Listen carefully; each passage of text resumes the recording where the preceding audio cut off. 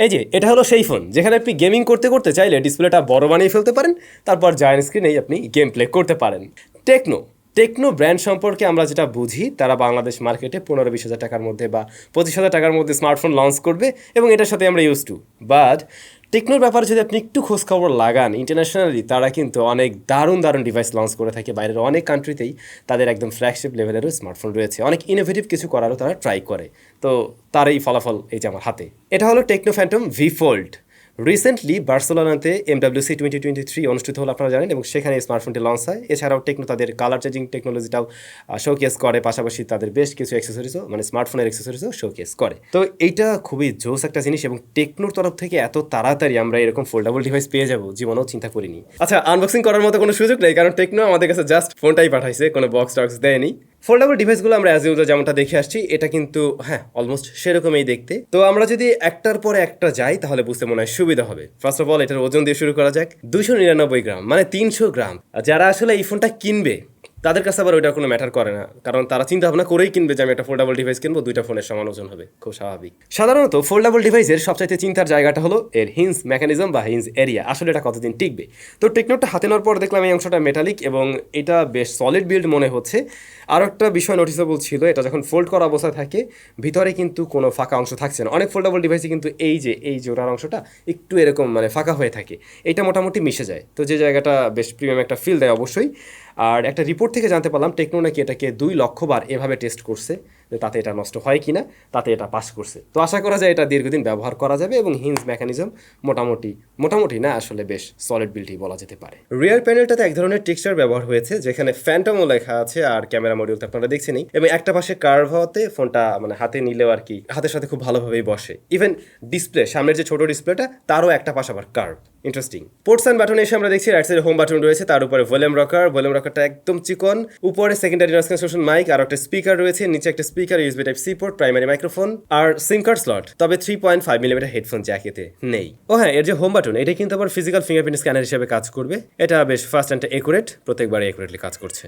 ছোট যে ডিসপ্লেটা, সামনে যেটা রয়েছে আর কি, এটার সাইজ 6.42 ইঞ্চ, এটা ফুল এইচডি প্লাস রেজুলেশনের এবং এটা AMOLED panel, 120 hertz high refresh rate রয়েছে এখানে। তো হ্যাঁ, সামনের ডিসপ্লে অবশ্যই ভালো লাগার মতো ছিল এবং একটা পাশ কার্ভ হওয়াতে ব্যাপারটা আমার কাছে ইন্টারেস্টিং লাগছে, আর যথেষ্ট কালারফুল। আমার কাছে মনে হচ্ছিল একটু কালারটা বেশিই পপ করছে এই ডিসপ্লেটা। তবে যে ডিসপ্লে নিয়ে সবার মেইন আকর্ষণ থাকবে আসলে এই ডিসপ্লেটা নিয়ে আমি শিওর, বড় ডিসপ্লেটা। এইটার সাইজ হলো 7.85 inch, LTPO AMOLED panel, 1 billion colour support করছে, এটাও 120 হার্টজ হাই রিফ্রেশ রেট। তো এইটা ফ্লেক্সিবল ডিসপ্লে অবশ্যই, এবং সে কারণে আপনি এটাকে ভাঁজ করতে পারতেছেন। এই ডিসপ্লে রাইট সাইডে টপে রয়েছে সিঙ্গেল কনসোল। সামনের এই ছোট ডিসপ্লের মতো ভিতরের বড় ডিসপ্লেটা টাচ রেসপন্সও কিন্তু দুর্দান্ত ছিল। আর হ্যাঁ, মার্কেটে অন্যান্য যে ফোল্ডেবল ডিভাইস রয়েছে, বাইরে যে কম্পিটিটর রয়েছে, তাদের মতো আমরা হালকা একটা ক্রিজ লক্ষ্য করবো ডিসপ্লেতে, যেহেতু এটা ফোল্ড করা হয়। আমরা একটু পারফরমেন্স সেকশন নিয়ে তাহলে আলোচনা করতে পারি। এটাতে প্রসেসর হিসেবে রয়েছে মিডিয়াটেক ডাইমেনসিটি 9000 প্লাস, যা 4nm ফেব্রিকেশনের একটি এসওসি, আর এর গ্রাফিক্স সেকশনে পাওয়ার করছে মালি Z710। এটা দুটো ভ্যারিয়েন্টে পাওয়া যায়, 12256 এবং 12512। রান করছে হাইওয়েস 13 ফোল্ড। হ্যাঁ, এটা ফোল্ডের জন্য special, based on Android 13। So latest Android রয়েছে, আর ফোল্ডের জন্য স্পেশালি কাস্টমাইজ টেকনোর হাইওয়েস 13 রয়েছে এখানে। এখন কথা হলো ফোল্ডের জন্য স্পেশালি কাস্টমাইজ মানেটা কি? আমরা রেগুলার যে হাইওয়েস দেখে আসছি সেরকম বিষয়টা, সেরকম আবার সেরকম না, তার চাইতে একটু বেশি কিছু। যেমন ধরুন, আপনি এখানে কিন্তু স্প্লিট করে স্ক্রিন ব্যবহার করতে পারবেন, অ্যাট এ টাইম আপনি 3টা উইন্ডো ব্যবহার করতে পারছেন। তারপর দেখুন, এই যে এভাবে যখন আপনি টেনে নিয়ে আসবেন, এই যে এখানে একটা মেনু চলে আসবে, শর্টকাট মেনু। এরপরে ডকে আপনি 3টা অ্যাপ্লিকেশনকে শর্টকাট করে রাখতে পারবেন। আপনি চাইলে শর্টকাট থেকে নিয়ে ওপেন করতে পারবেন, আবার শর্টকাটেই রেখে দিতে পারবেন। এছাড়াও 3 ফিঙ্গার ইউজ করে এভাবে সোয়াইপ করে আপনি স্ক্রিনশট নিতে পারবেন। আবার 3 ফিঙ্গার যদি এভাবে ট্যাপ করে ধরে রাখেন তাহলে আপনি কাস্টমাইজ করেও স্ক্রিনশট নিতে পারবেন, ঠিক এই যে এভাবে। এছাড়াও স্ক্রিনের দুপাশ থেকে যদি 2 আঙুল দিয়ে ট্যাপ করে ধরে রাখেন, সেক্ষেত্রে স্ক্রিনে যত ধরনের লেখা আছে সেগুলোকে আপনি টেক্সট আকারে কপি করতে পারবেন, যে বিষয়টা হয়তো এর প্রোডাক্টিভিটি আরও বাড়িয়ে দিবে।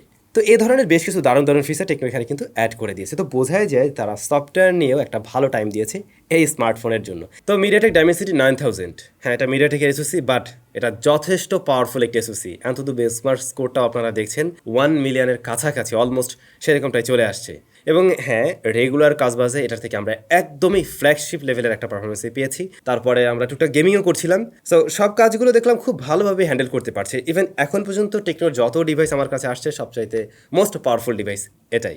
রিয়ারে কিন্তু তিনটি সেন্সর রয়েছে। মেইন শুটার হলো 50 মেগাপিক্সেলের, এরপরে 50 মেগাপিক্সেলের একটি টেলিফটো জুম লেন্স রয়েছে যেখানে 2x অপটিক্যাল জুম পাওয়া যাবে। তারপরে 13 মেগাপিক্সেলের আলট্রা ওয়াইড শুটার, আর ফ্রন্ট ফেসিং ক্যামেরা দুইটা, এই ছোট ডিসপ্লেতে একটা, বড় ডিসপ্লেতে একটা, একটা 32 একটা 16। জোসনা ব্যাপারটা তো সব মিলে আপনি পাইছেন কয়টা? সব মিলে পাইছেন 5টা camera. Main camera 50 megapixel, day লাইটে কিন্তু বেশ ভালো রকমের ডিটেল ধরে রাখতে পারে ছবিগুলোতে, শার্পনেস খুব ভালো আছে, শ্যাডো ডিটেলও কিন্তু আমরা ভালোই লক্ষ্য করছি। তবে কালার, হ্যাঁ কালার অ্যাকুরেসিটা একদম অ্যাকুরেট না। আমরা এখানে দেখছি রেড কালারটা একটু বুস্টেড করে, একটু পপ টাইপের দেয়, আবার গ্রিন কালারটাও কিছুটা বুস্টেড মনে হয়, বাট ওভারঅল কিন্তু দেখতে অবশ্যই ভালো লাগছে। লো লাইটে, হ্যাঁ লো লাইটেও কিন্তু টেকনোর এই ক্যামেরাটা ভালো একটা পারফরমেন্সই করেছে। পোর্ট্রেট মোড, হ্যাঁ এই স্মার্টফোনের পোর্ট্রেট মোডটাও জোস ছিল, কারণ আপনি এখানে 2x অপটিক্যাল জুম পেয়ে যাবেন। বাই ডিফল্ট ওইভাবে আসলে পোর্ট্রেট মোডে ছবি নেয়, যে কারণে আমাদের যে ফেস বা হিউম্যান ফিগার এইটা কিন্তু একদম পারফেক্টলি আসে এবং দেখতেও সুন্দর লাগে। যেমন এই ছবিটাতে দেখছেন এজ ডিটেকশন কিন্তু সুন্দরভাবে ডিটেক্ট করতে পারছে বলা যায়, এবং ব্যাকগ্রাউন্ড ব্লারনেসটা সেটা কিন্তু আর্টিফিশিয়াল লাগছে না, অনেকটাই ন্যাচারাল লেগেছে। তবে হ্যাঁ, রকির যে টি শার্টটা পরে আছে এটা একটু বেশি পপ করছে, অর্থাৎ কালারটা একদম একুরেট না। বাট একুরেট কালারের আপনি যদি টি শার্ট পারচেস করতে চান, যেমনটা আমি পরে আছি, ফেভারি লাইফ থেকে আপনারা নিতে পারেন 10% ডিসকাউন্টে। ভিডিও ডেসক্রিপশনে একটা লিঙ্ক দেওয়া থাকবে, চাইলে আপনারা সেখান থেকে নিতে পারবেন, শুধুমাত্র স্যামজেন চ্যানেলের সাবস্ক্রাইবার। আচ্ছা, এরপর ছিল আলট্রা ওয়াইড, যেটা 13 মেগাপিক্সেলের। হ্যাঁ এইটা মেইন ক্যামেরার তুলনায় কিছুটা পিছিয়ে পড়বে ডিটেলের দিক থেকে, কালারও কিছুটা শিফট করে, অর্থাৎ মেইন ক্যামেরা যেমনটা কালার দেয় এইটার কালার টোনটা কিছুটা ভিন্ন, এবং যদি শ্যাডো এরিয়ার দিকে লক্ষ্য করেন সেখানেও ডিটেলের পরিমাণ কম মনে হয়েছে। বাট যদি ডে লাইটে বা প্রপার লাইটিং কন্ডিশনে ছবি নেওয়া যায় তাহলে কিন্তু এর থেকে ইউজেবল ছবি পাওয়া যাচ্ছিল। তো ফ্রন্ট ফেসিং ক্যামেরা এসে যা দেখলাম, ভিতরে যেটা অর্থাৎ বড় জায়ান্ট স্ক্রিনের সাথে যেটা, এইটার ডিটেল একটু কম মনে হয়েছে, বাট সামনে যেটা ছোট ডিসপ্লের সাথে যেটা পাবেন এইটাতে কিন্তু ডিটেলের পরিমাণ বেশ ভালোই পাওয়া যায়। ইভেন এটা ডাইনামিক রেঞ্জটা আমরা ভালো পেয়েছি, আবার তুলনামূলকভাবে ভিতরেটা একটু সফট মনে হয়েছে। That's it. তবে এটার মেইন ক্যামেরাকে কিন্তু আপনি চাইলে ফ্রন্ট ফেসিং ক্যামেরা হিসেবে ব্যবহার করতে পারেন, আবার চাইলে 4K তে ভিডিও রেকর্ড করে কিন্তু সেই ভিডিওটা আপনি ব্যবহার করতে পারবেন as a front facing camera video হিসেবে। যেমন এই যে এভাবে এই ডিসপ্লেতে তখন আপনি নিজেকে দেখবেন, বাট রেকর্ড করবে কিন্তু মেইন ক্যামেরাটা। এই বিষয়টাও জোস ছিল। স্মার্টফোনেতে ব্যাটারি রয়েছে 5000 mAh। মার্কেটে এর যে আরও কম্পিটিটর রয়েছে লাইক শাওমির আছে, তারপর স্যামসাংয়ের আছে, তাদের তুলনায় এই 5000 mAh এর ব্যাটারিটা একটু বড়, কিঞ্চিত বড়। বাট এত বড় একটা ফোনের জন্য আবার আপনাদের অনেকের কাছেই মনে হবে এটা ছোট। তবে সত্যি বলতে এই স্মার্টফোনটা বেশ ভালো ব্যাকআপ দেয়, এটা একদিন ইজিলি চালানো যায়। আমি এটারে মানে বেশ ভালো রকমের প্রেশার দিয়ে ব্যবহার করছি, অর্থাৎ এই বড় ডিসপ্লেতেই। তারপরও দেখছিলাম এই ফোনটা দিন শেষে একবার চার্জ করলেই চলে এমনটা। সো ব্যাটারি ব্যাকআপ ভালো পেয়েছি। আসলে 4nm এর প্রসেসর হওয়াতে এটা মানে খুব বেশি আসলে ব্যাটারি বার্ন করে না। আর এটার সাথে আসলে 45 ওয়াটের চার্জিং সিস্টেম সাপোর্ট করবে, হয়তো বক্সেও সেটাই থাকবে, আমরা তো বক্স পাইনি জানি না। তো আমরা যতটুকু জানি 45 ওয়াটের চার্জারটা দিয়ে এটাকে ফুল চার্জ করতে 0 to 100% করতে সময় লেগে যায় 55 থেকে 1 ঘন্টার মতো। ডিসেন্ট এটা। স্মার্টফোনেতে কিন্তু স্টেরিও স্পিকার রয়েছে, যে উপরে একটা নিচে একটা, এটার ভলিউম লেভেল গুড এনাফ, ফুল ভলিউমে কোনো ডিস্টরশন পাইনি, সাউন্ড কোয়ালিটিও ভালো লাগছে, বেশ ক্লিয়ার একটা সাউন্ড দিতে পারে, সাউন্ড কোয়ালিটি ভালো। তো মোটামুটি এই ছিল স্মার্টফোন। আসলে এটা তো একটা ওভারভিউ ছিল, তো যে কারণে আমরা একদম ইনডেপথে গেলাম না।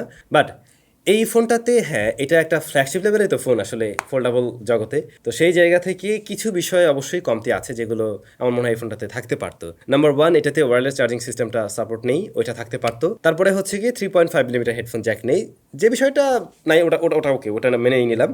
বাট আমি চাই বাংলাদেশে টেকনো এই ধরনের ফোনগুলো লঞ্চ করা উচিত, যেহেতু তারা মানে একদম ফ্ল্যাগশিপ বা এই ধরনের ডিভাইস নিয়ে কাজ করছে। সো ইন ফিউচার আশা করছি তারা লঞ্চ করবে, শুধু এইভাবে লোভ দেখায় তো লাভ নাই। কারণ বাংলাদেশে যদি লঞ্চ করতো, আমরা যদি কিনা ওই $1000 হিসাব চিন্তা করতে যাই, সেই ক্ষেত্রে কিন্তু 1,00,000 টাকা অবশ্যই অনেকটা বেশি মনে হবে। আবার যদি আমরা ফোল্ডেবল মার্কেটের সাথে কম্পেয়ার করতে যাই, সেই জায়গা থেকে মনে হবে না ওকে এটার দাম কম আছে। এখন বিষয়টা হলো এরকম। বাট টেকনোর উচিত আমার মনে হয় বাংলাদেশে তাদের এই ধরনের ফ্ল্যাগশিপ ডিভাইসগুলো লঞ্চ করা। আপনাদের কি মতামত অবশ্যই কমেন্ট করে জানাবেন। সবাই ভালো থাকবেন। আপনাদের সাথে দেখা হচ্ছে স্যামজনের ব্র্যান্ড নিউ ভিডিওতে।